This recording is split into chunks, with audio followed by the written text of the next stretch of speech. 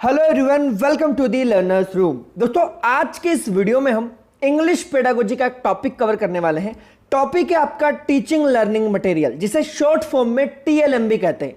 क्या होता है बेसिकली ये देखिए, टीएलएम यानी कि जब भी टीचर बच्चों को पढ़ाने के लिए अलग अलग टेक्निक्स और टूल का वो यूज करता है, तो उन टूल्स के बारे में हम इस टॉपिक में पढ़ेंगे। ये जो टॉपिक है आपका, ये काफी फैक्चुअल टॉपिक है, यानी कि इसमें समझने जैसा बहुत ज्यादा कुछ नहीं है, लेकिन फिर भी आपको कुछ फैक्ट इसमें ध्यान रखने पड़ेंगे, है ना। कुछ इंफॉर्मेशन मैं आपके साथ शेयर करूंगा, जैसे कि ऑडियो एड्स क्या होते हैं, वीडियो एड्स क्या होते हैं, ऑडियो विजुअल एड्स क्या होते हैं, है ना। टेक्स्ट बुक की जरूरत क्यों पड़ती है, किन किन टूल्स के माध्यम से हम बच्चों को इफेक्टिव तरीके से पढ़ा सकते हैं। भाई, बच्चा तभी तो पढ़ेगा जब टीचर इंटरेस्टिंग वे में अपनी इंफॉर्मेशन बच्चे के साथ डिलीवर करेगा। तो इन सारी जानकारियों को हम समझने का प्रयास करते हैं।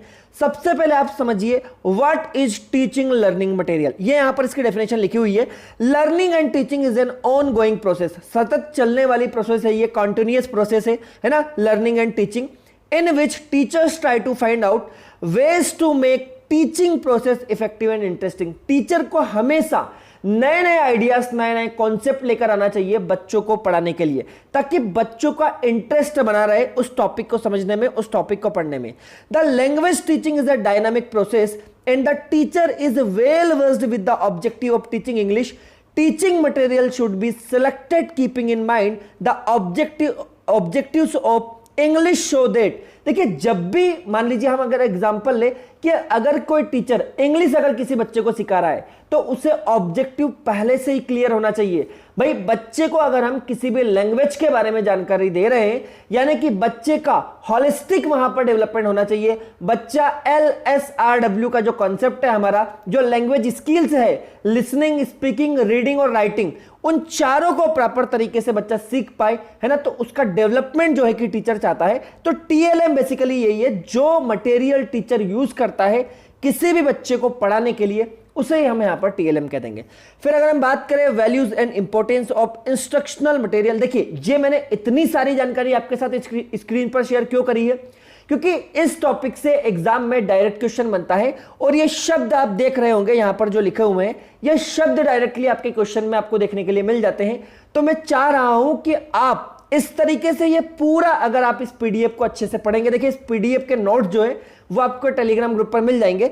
तो जब आप पूरी की पूरी इस पीडीएफ को पढ़ेंगे, तो आप उन शब्दों को पिक कर सकेंगे, और वो शब्द जब एग्जामिनेशन में आएंगे तो आपके प्रश्न गलत नहीं होगा। अगर हम बात करें values and importance of instructional material, देखिए जो आपका टीएलएम होता है, टीचिंग लर्निंग मटेरियल, इसे ही इंस्ट्रक्शनल मटेरियल भी कहा जाता है, क्योंकि देखिए इसके द्वारा, यानी कि जो आपके टीचिंग लर्निंग टूल्स होते हैं, या फिर मैं कहूं टीचिंग लर्निंग जो आपके एड्स होते हैं, उनका बेसिक उद्देश्य क्या है, उनका ऑब्जेक्टिव ही यह है कि वो इंस्ट्रक्शनल जो है कि इंस्ट्रक्शन पहुंचाते हैं बच्चों के पास, सूचना प्रदान करते हैं बच्चों को, तो इसीलिए हम इन्हें इंस्ट्रक्शनल मटेरियल भी कह देते हैं।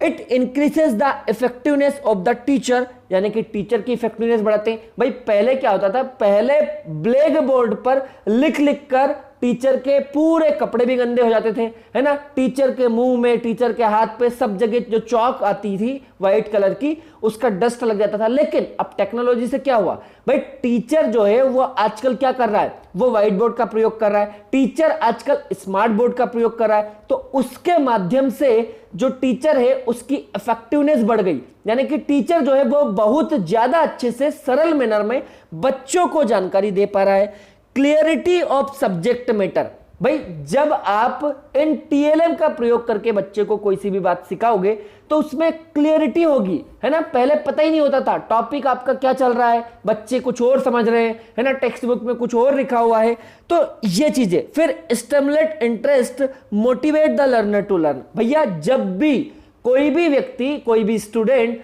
या फिर किसी भी पुपिल को, जब हम लैंग्वेज एक्विजिशन की बात करते हैं, जब हम लैंग्वेज लर्निंग की बात करते हैं, तो उस समय पर जब भी बच्चा कोई भी लैंग्वेज एक्वायर कर रहा है, लैंग्वेज सीख रहा है, तो उस समय पर सबसे इंपॉर्टेंट टूल है आपका क्या, मोटिवेशन। यानी कि अगर बच्चा मोटिवेट ही नहीं है सीखने के लिए, बच्चे के अंदर विल पावर ही नहीं है, बच्चे के अंदर इच्छा ही नहीं है सीखने की, तो वो कैसे सीखेगा। तो मोटिवेशन सबसे जबरदस्त टूल है, सबसे इंपॉर्टेंट टूल है आपका मोटिवेशन, ये आपको ध्यान रखना है। Tools of the teacher, to give all the students in a class the opportunity to share experiences necessary for new learning। जब भी जो टीचर जब भी बच्चों को पढ़ाता है इंस्ट्रक्शनल मटेरियल के माध्यम से, तो बच्चों के फीडबैक भी वो ले पाता है प्रॉपर तरीके से। भाई अगर बड़ी क्लास है तो बड़ी क्लास में क्या होगा, बड़ी क्लास में टीचर जो है वो बच्चों को एक शीट देता है और उस शीट के माध्यम से बच्चे अपना रिस्पॉन्स लिखते हैं कि टीचर जो उन्हें पढ़ा रहा है वो उन्हें समझ में आ रहा है या नहीं आ रहा है। आजकल आपने देखा होगा काफी प्रचलन में है ये कॉन्सेप्ट, है ना। आपने स्कूल के अंदर क्या करा, एक बॉक्स रख दिया, है ना, जिसे हम कहते हैं क्या, शिकायत पेटी। भाई अगर किसी भी स्टूडेंट को कोई प्रॉब्लम है तो वो शिकायत पेटी में डाल देगा, लेकिन प्रॉब्लम उसके अंदर ये थी कि जो वो शिकायत पहुंचाना चाह रहे हैं प्रिंसिपल के पास, वो शिकायत पहुंचते पहुंचते बहुत टाइम हो जाता था। लेकिन आजकल क्या हो गया, स्मार्ट सिस्टम आ गया। आजकल बच्चों के व्हाट्सएप पर ग्रुप बना दिए जाते हैं। आजकल जो है कि एक पूरा का पूरा कोई कोचिंग है तो ऐप पर वो पूरा का पूरा एक चैटबॉट दे देता है आपको कुछ भी समस्या है आप वहां पर लिखोगे, वो टीचर के पास तुरंत आपकी सूचना पहुंच जाएगी। अगर आपको किसी टॉपिक को समझना है तो आप मान लीजिए टीचर वीडियो के माध्यम से पढ़ा रहा है तो आप उस वीडियो को 2 बार 3 बार 10 बार 1000 बार देख सकते हैं आप उस वीडियो को। तो ये कुछ क्या है, ये जरूरतें थी, और जब इन जरूरतों को फुलफिल किया गया TLM के माध्यम से तो ये सभी के लिए इफेक्टिव बना, टीचर्स के लिए भी, साथ ही साथ स्टूडेंट्स के लिए भी। नेक्स्ट आता है आपका to help make learning more permanent. जब भी आप विजुअल एड्स के माध्यम से, जैसे कि एग्जांपल के लिए आप ये PPT देख रहे हैं, तो आप इसमें क्या कर रहे हैं, आप वीडियो के माध्यम से देख भी रहे हैं, साथ ही साथ ऑडियो यानी कि मेरी आवाज आप सुन भी पा रहे हैं। तो जब इस तरीके से कोई भी व्यक्ति सीखता है तो वो ज्यादा दिन तक उसे ध्यान रहता है, ज्यादा दिन तक वो उस कॉन्सेप्ट को याद रख सकता है, और ये एक परमानेंट हम कह सकते हैं कि उसके कॉन्शियस माइंड में, या फिर मैं कहूं कि सॉरी उसके अनकॉन्शियस माइंड में चीजें फिट हो जाती है और वो उस टॉपिक को ढंग से समझ पाता है। नेक्स्ट अगर मैं बात करूं तो टाइप्स ऑफ टीचिंग एड, ये एग्जाम में क्वेश्चन बन जाता है। कितने तरीके होते हैं, देखिए, visual aids, audio aids, audio visual aids, language laboratory और कंप्यूटर असिस्टेड लैंग्वेज लर्निंग। क्या होता है ये, एक एक करके आइए हम समझते हैं इन टॉपिक को। सबसे पहले आप समझिए व्हाट इज विजुअल एड। देखिए, जब भी आप अपनी आई से यानी कि अपनी आंखों के माध्यम से देख पा रहे हैं वो हो गया आपका विजुअल एड। भाई बच्चे को मैप समझाना है वर्ल्ड का, तो वर्ल्ड के मैप में इंडिया कहां एग्जिस्ट करता है ना, इंडिया का पड़ोसी छोटू कहां एग्जिस्ट करता है, ठीक, हमारा राइट साइड का पड़ोसी बांग्लादेश कहां एग्जिस्ट करता है। तो ये अगर हम बच्चों को चार्ट के माध्यम से, मैप के माध्यम से जब हम बच्चों को समझाएंगे तो उससे कॉन्सेप्ट ज्यादा क्लियर होंगे। कार्टून्स के माध्यम से बच्चों को सिखाया जाता है। टेक्स्ट बुक के माध्यम से आप क्या करते हैं, टेक्स्ट बुक में आप पिक्चर को देखते हैं, है ना, फ्लैश कार्ड का यूज किया जाता था पहले। ब्लैक बोर्ड भी आपका क्या है, विजुअल एड का ही एक एग्जाम्पल है। फिर एपीडियास्कोप भी उसी का एक एग्जांपल है। बुलेटिन बोर्ड भी वही है। न्यूज़पेपर में भी आप न्यूज़ क्या करते हो, आप न्यूज़ को देखते हो और देखते से ही आप उसे स्कैन कर लेते हो, तो आपको एक जनरल आइडिया लग जाता है न्यूज़ के बारे में। तो ये सारे के सारे विजुअल एड्स के एग्जांपल है। देखिए, ये जो टॉपिक है ये काफी इजी टॉपिक है, बस आपको फैक्चुअल इंफॉर्मेशन ध्यान रखना है कि विजुअल एड्स के अंदर कौन कौन से टूल्स आएंगे और ऑडियो एड्स के अंदर कौन कौन से टूल्स आएंगे। तो हर अलग अलग मटेरियल के अंदर, हर अलग अलग जो टीचिंग मटेरियल है इसके अंदर जितने भी टूल्स यूज हुए उनको आपको ध्यान रखना है। नेक्स्ट हम बात करें ऑडियो एड्स की, तो जिनको आप सुन पा रहे हो, जिनके माध्यम से आप सुनकर जो है कि कॉन्सेप्ट को समझ पा रहे हो या फिर आप ज्ञान अर्जित कर रहे हो, वो हो गए आपके क्या, ऑडियो एड्स। सबसे best example radio tape, recorder, lingua phone, gramophone. तो देखिए, ये लिंगवा फोन, ग्रामोफोन, इनका प्रयोग पहले किया जाता था। आजकल तो आप सीधे रिकॉर्ड करते हो वीडियो को, है ना, सॉरी ऑडियो को, और रिकॉर्ड करके हेडफोन लगा के आप उसे सुन लेते हो। तो ये भी एक तरीका होता है ऑडियो एड्स, है ना। आपने देखा होगा कि जो एक गवर्नमेंट का भी एक इनिशिएटिव चल रहा है, उसमें गवर्नमेंट ऑडियो लेक्चर्स भी प्रोवाइड करवाती है ना। स्वयं पोर्टल पर जब आप देखोगे तो आपको क्लियर दिखेगा। फिर आता है आपका ऑडियो विजुअल एड्स। ये सबसे बेस्ट माध्यम है सीखने का। देखिए, इसके अंदर आपको दिखेगा भी और आप सुन भी पाओगे, है ना। तो इसका सबसे बेस्ट एग्जांपल है ये लेक्चर जो आप अभी देख रहे हो। इसमें आप देख भी रहे हो, साथ ही साथ मेरी आवाज को आप सुन रहे हो। तो यूट्यूब वीडियोस इसका एक एग्जाम्पल हो जाएगा। फिल्म, मूवी के अंदर भी हम क्या करते हैं, देखते हैं और सुनते हैं। टीवी के अंदर कोई भी प्रोग्राम होगा उसको आप ऐसा करोगे। वीडियो के माध्यम से भी हम क्या करते हैं, देखकर और सुनकर सीखते हैं, प्लेयर्स, डिजिटल बोर्ड वगैरह वगैरह। तो ये सारे एग्जांपल हो जाएंगे आपके ऑडियो विजुअल एड्स के।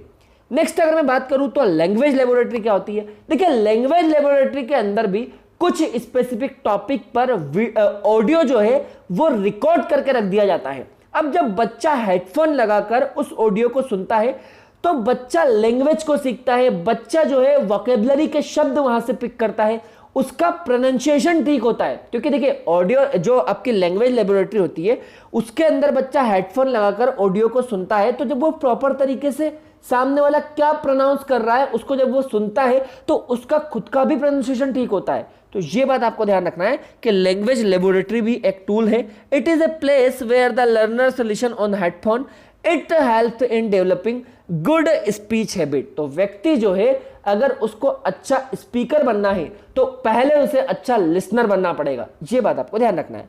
नेक्स्ट हम आते हैं CAL पर। ये क्या है? ये है आपका कंप्यूटर असिस्टेड लैंग्वेज लर्निंग।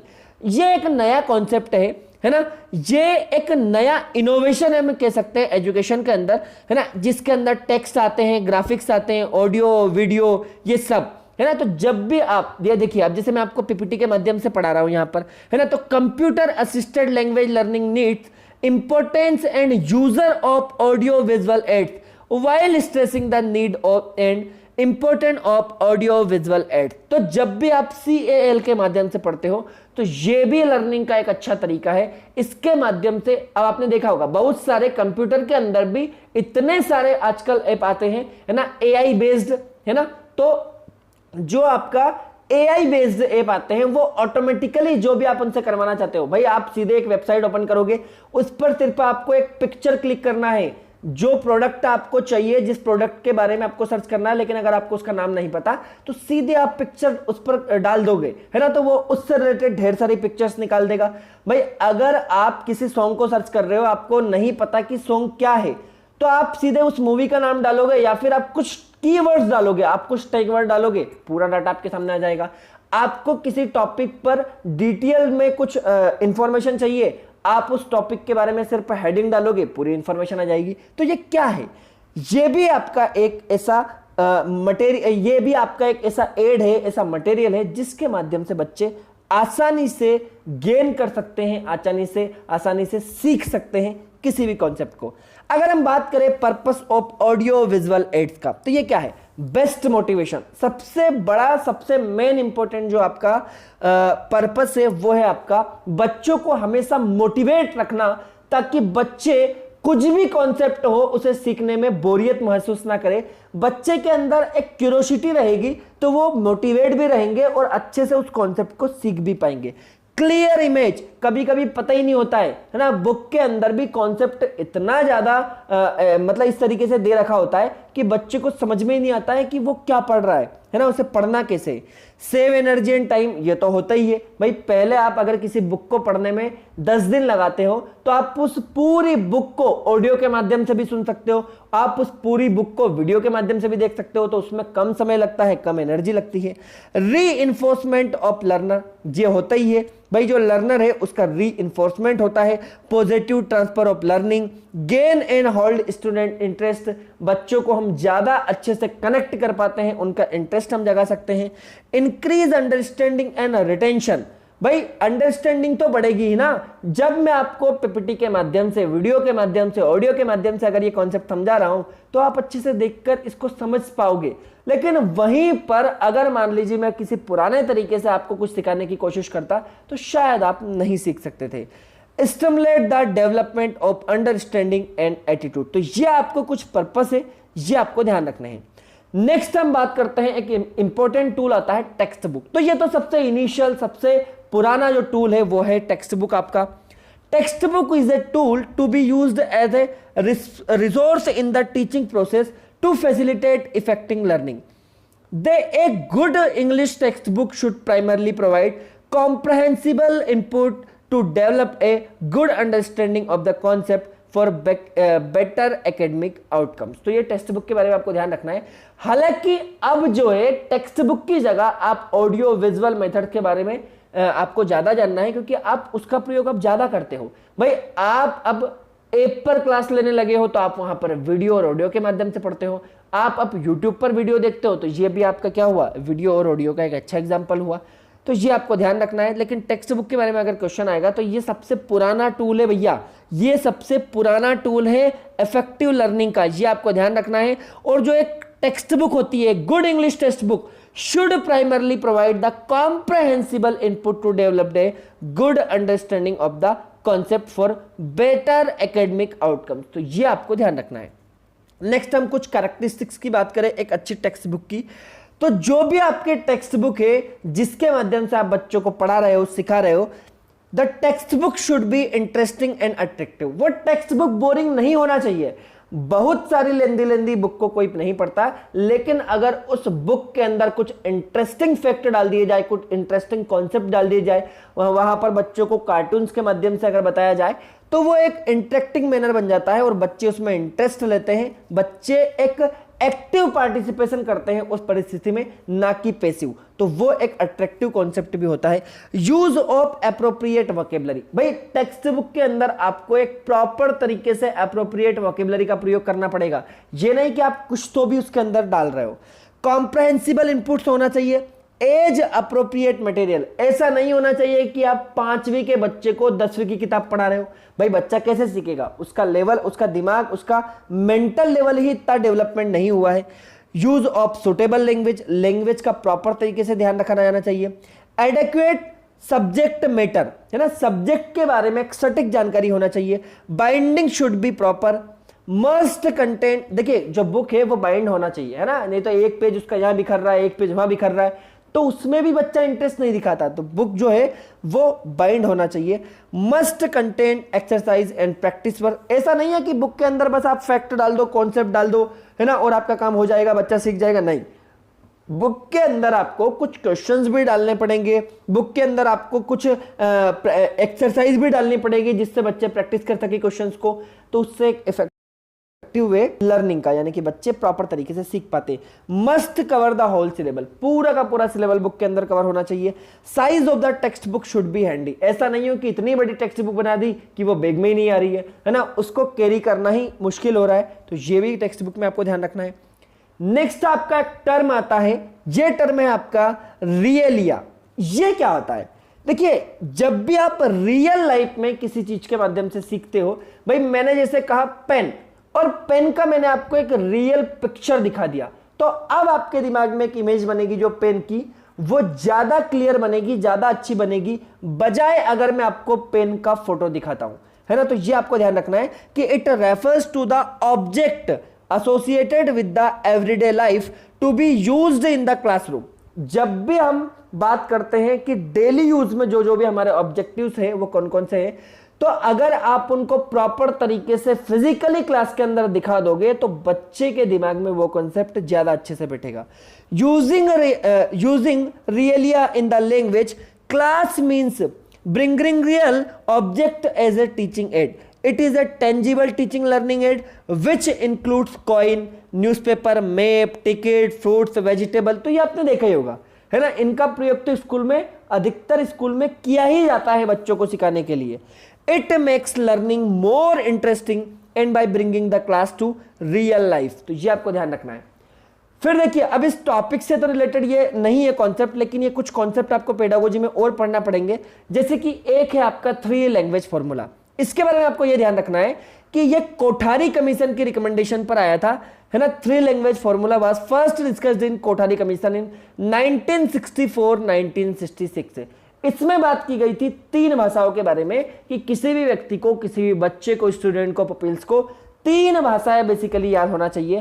पहली लैंग्वेज कौन सी होगी, it will be the mother tongue of the regional language. आप अगर एमपी से बिलोंग करते हो तो एमपी के अंदर आपकी जो भी मदर टंग होगी, है ना। अब देखिए एमपी के अंदर क्योंकि हिंदी बोली जाती है, लेकिन हिंदी के भी अलग अलग डायलेक्ट है। डायलेक्ट मतलब होता है बोली। भाई मध्य प्रदेश के अंदर मालवी बोली जाती है, निमाड़ी बोली जाती है, बुंदेलखंडी, बघेलखंडी।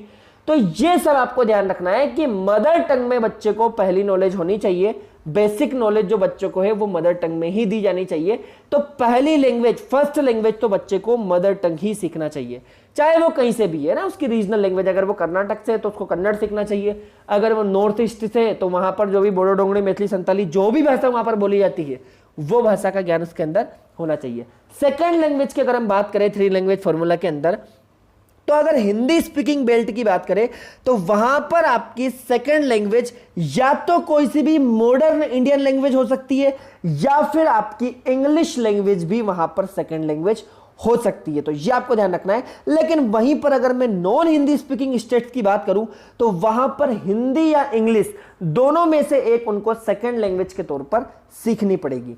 फिर आपका कॉन्सेप्ट आता है थर्ड लैंग्वेज का।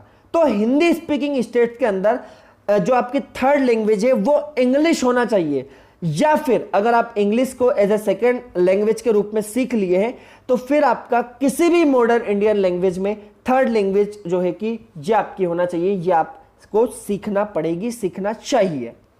फिर हम बात करते हैं कोठारी कमीशन की। देखिए Kothari commission the supply of teaching aid to every school, ये जो पूरा का पूरा टॉपिक पढ़ रहे हैं ना हम टीएलएम या फिर टीचिंग स्कूल एड्स, इसका कॉन्सेप्ट ही कोठारी कमीशन ने दिया था। मैंने अभी आपको बताया 1964-66 में कोठारी कमीशन आया था और इसी की रिकमेंडेशन पर हमारी पहली नेशनल एजुकेशन पॉलिसी भी आई थी, ये भी आपको ध्यान रखना है।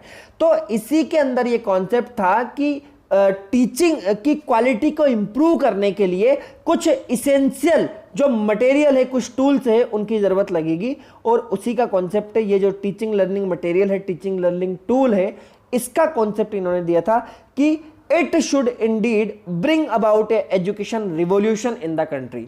नेक्स्ट अगर हम बात करें नेशनल पॉलिसी इन एजुकेशन, तो national policy on education second आई आपकी 1986 में, पहली आई थी आपकी 1968 में, दूसरी आई थी आपकी 1986 में। Recommended the use of teaching learning more effective, durable and genuine. फिर हम बात करते हैं एनसीएफ। एनसीएफ यानी कि आपका नेशनल करिकुलम फ्रेमवर्क है ना, 2005 में आया था, and English national curriculum framework. It is originated in the national policy on education in NPE 1986। तो जो आपकी नेशनल पॉलिसी ऑन एजुकेशन आई थी 1986 में, उसमें इसका बेसिकली कॉन्सेप्ट था a renewed attempt should be made to implement the three language formula. तो देखिए यहां पर त्रिभाषी सूत्र की बात हो रही है, थ्री लैंग्वेज फॉर्मूला की, तो उसके बारे में आपको ध्यान रखना है ना। ये जो त्रिभाषी सूत्र है ये स्कूलों में बच्चों को टीचर के द्वारा सिखाया ही जाना चाहिए, यानी कि बच्चों को जनरली ये तीन लैंग्वेज तो आनी ही चाहिए अगर उन्हें लाइफ में आगे बढ़ना है। तो ये आपको ध्यान रखना है।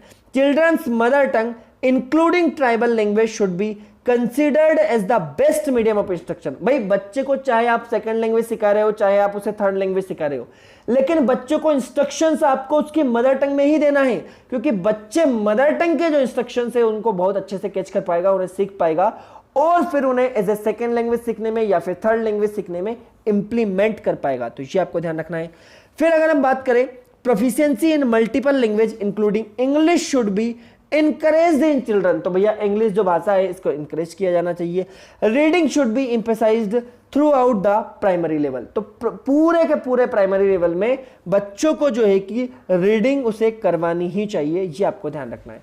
फिर एक नया टर्म आता है आपका लैंग्वेज अक्रॉस करिकुलम, LAC। ये क्या होता है? The other language teacher also use the mother tongue language to explain their subject if needed. भाई मान लीजिए कोई हिस्ट्री का टीचर है, कोई इंग्लिश का टीचर है, कोई साइंस का टीचर है, कोई ज्योग्राफी का टीचर है, तो वो अपने सब्जेक्ट के कॉन्सेप्ट को बताने के लिए जब मदर टंग का प्रयोग करेंगे तो ज्यादा अच्छे से बच्चे उस कॉन्सेप्ट को सीख पाएंगे। तो इसीलिए ये नया कॉन्सेप्ट आया था लैंग्वेज अक्रॉस करिकुलम, है ना। तो करिकुलम के अंदर जो भी लैंग्वेज होगी वो आपकी जो है कि स्टूडेंट्स की नीड को ध्यान में रखते हुए उस लैंग्वेज का प्रयोग किया जाएगा। तो स्टूडेंट अगर मदर टंग में ज्यादा कंफर्टेबल है तो बच्चों को मदर टंग के माध्यम से ही स्कूल में शिक्षा दी जाएगी। फिर आता है आपका eclectic teaching. If a language teacher use all approaches to explain any topic and combine them to explain in better way called eclectic teaching. तो ये आपको ध्यान रखना है। In eclectic teaching we follow all the positive strategy of the all method. तो जितने भी method हम देखते हैं उनकी जो पॉजिटिव अप्रोच है, उनकी जो पॉजिटिव स्ट्रेटेजीज है, उसको इसमें फॉलो किया जाता है। फिर आप आइए, कुछ तरह के टेस्ट है, ये एग्जाम में पूछ लिए जाएंगे आपसे। What is achievement test? तो through an achievement test we measure skills and knowledge learned in a grade against the set objective. बच्चा जो है पूरे के पूरे ईयर में या फिर पूरे के पूरे सेशन के अंदर जो भी चीज सीखा है उस उसको आपको एनालिसिस करना है, यानी कि जो भी बच्चे ने अचीव किया है उसकी यहां पर बात होती है, एंड उसे ग्रेड दी जाती है, ठीक है ना। तो ये आपको ध्यान रखना है। एप्टीट्यूड टेस्ट की अगर मैं बात करूं, a test used to determine an individual's skill to success in a given field. तो ये आपको ध्यान रखना है। जैसे इसका एक एग्जांपल हो सकता है आपका टीचिंग एप्टीट्यूड, है ना। तो आप एप्टीट्यूड के माध्यम से पता लगा सकते हैं कि बच्चा किस फील्ड में अपना बेस्ट देकर अच्छा कर सकता है। फिर आता है आपका डायग्नोस्टिक टेस्ट। ये बहुत ही सिंपल है, test to know the gap in the process of teaching learning. भाई मान लीजिए टीचर ने किसी कॉन्सेप्ट को, मान लीजिए टीचर मैथ्स पढ़ा रहा है क्लास के अंदर, और उसने अगर मेंसुरेशन के टॉपिक को 2 बार बच्चों को समझा दिया, फिर भी अगर किसी बच्चों को समझ में नहीं आ रहा है, तो टीचर को खुद डायग्नोस करना है, बच्चे की प्रॉब्लम को समझना है और समझकर उसको रेमेडियल टीचिंग के माध्यम से दूर करना है। रेमेडियल टीचिंग आपका क्या होता है, तो रीटीचिंग और removing the gap in the teaching learning process. Remedial teaching is done after the diagnostic test process. देखिए सबसे पहले होगा आपका डायग्नोस्टिक टेस्ट, यानी कि आप उस प्रॉब्लम को समझोगे, बच्चों की प्रॉब्लम को आप सबसे पहले डायग्नोस करोगे कि कहां पर कमी रह रही है, और फिर उसके बाद में आप बच्चों को फिर से वो कॉन्सेप्ट पढ़ाओगे, है ना। यानी कि रीटीचिंग का यहां पर कॉन्सेप्ट होता है, यानी कि जो गैप बन चुका है बच्चे और टीचर के बीच में, उस गैप को यहां पर रिमूव करना है, उस गैप को यहां पर फुलफिल करना है। तो ये आपका रेमेडियल टीचिंग का कॉन्सेप्ट होता है। अब देखिए इस टॉपिक से एग्जामिनेशन में पहले कौन कौन से प्रश्न पूछे गए हैं, उन कुछ प्रश्नों को मैं यहां पर डिस्कस कर लेता हूं। तो चलिए सबसे पहले हम लगाते हैं कुछ एमसीक्यूज। पहला आपका प्रश्न, which is not a type of picture. बताइए ये आपका प्रश्न है, कौन सा पिक्चर का एक टाइप नहीं है। Snapshots, post card, wall picture या फिर कटआउट फ्रॉम न्यूज़पेपर। बताइए। तो देखिए यहां पर क्योंकि पिक्चर की ये बात कर रहे हैं तो बी वाला ऑप्शन आपका सही होगा, पोस्ट कार्ड। भाई पोस्ट कार्ड में तो लिखा हुआ होता है, ठीक है ना, तो वो आपका एक पिक्चर का टाइप नहीं होगा, ये आपको ध्यान रखना है। फिर अगर हम बात करें 3D material, make learning experience more easy, enlarge, tough या फिर डायरेक्ट। इस प्रश्न का सही उत्तर होगा बी, इनलार्ज। देखिए वैसे तो अगर मैं बात करूं तो इस प्रश्न का आंसर इजी भी हो सकता है, लेकिन हमें हॉलिस्टिक अप्रोच में सबसे सुटेबल आंसर लगाना है, तो इनलार्ज सबसे बढ़िया आंसर है, क्योंकि 3D मटेरियल के माध्यम से बच्चे जो है वो बहुत व्यापक रूप में किसी भी कॉन्सेप्ट को एक्वायर कर सकते हैं। नेक्स्ट आपका प्रश्न आता है, a fill in the blanks is a simple and portable electronic system to record, reproduce, erase and re-record sound on a magnetic tape। बताइए क्या आप ऐसा रेडियो में कर सकते हैं, क्या आप वीडियो में ऐसा कर पाएंगे, क्या आप टेप रिकॉर्डर में या फिर टेलीविजन में। भाई आप किस तरह के टूल्स में, किस तरह के उपकरण में जो है कि प्रॉपर तरीके से रिकॉर्ड, रिप्रोड्यूस, इरेज और री रिकॉर्ड साउंड कर सकते हैं, तो ये सिर्फ आप वीडियो में कर सकते हैं, बाकी का जो कमांड है वो आपके हाथ में नहीं रहती है, ये आपको ध्यान रखना है। नेक्स्ट आपका प्रश्न आता है, teaching aids help in the teaching and learning of English as they. बताइए इस प्रश्न का सही उत्तर क्या होगा, motivate the children's, stimulate the children's activity या फिर प्रोवाइड वैरायटी। बताइए इस प्रश्न का सही उत्तर आपको देना है। Teaching add help in the teaching and learning of English, तो देखिए मोटिवेट भी करेंगे, एक आपका स्टिमुलेट द चिल्ड्रंस एक्टिविटी, इसका भी ध्यान रखा जाएगा, है ना। वैरायटी भी प्रोवाइड करवाते हैं, यानी कि option D, all of this is the correct answer of this question.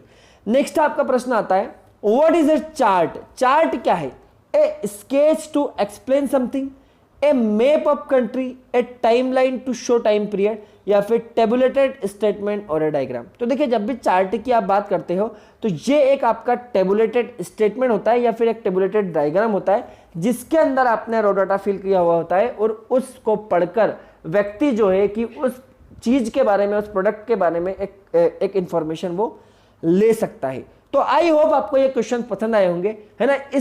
इसमें टोटल 20 क्वेश्चन है, जिसकी पीडीएफ में आप टेलीग्राम ग्रुप पर भेज दूंगा। तो आपने अगर अभी तक टेलीग्राम ग्रुप ज्वाइन नहीं किया तो जल्दी से ज्वाइन कर लीजिए।